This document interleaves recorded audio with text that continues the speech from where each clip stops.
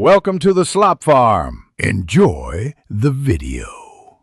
You start by prepping the mic and your workspace. Clean the windscreen and shock mount so the adhesive bonds well. Once done, peel one Rycote sticky partway. Keep the backing on until you align it.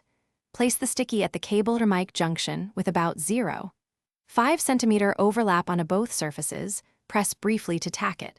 Make sure to orient the sticky so it won't block controls or the capsule, because correct placement prevents noise and keeps the mic balanced. Now you secure and route the cable for isolation and strain relief. Once the first sticky is tacked, fold the cable into a gentle loop, no sharp bends, and lay it along the mic housing seam.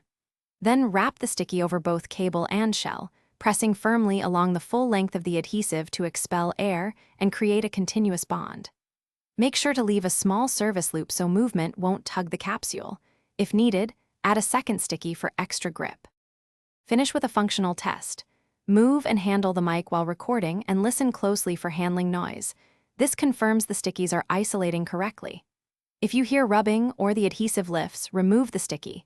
Clean both surfaces with isopropyl alcohol, let dry, and apply a fresh sticky, pressing firmly.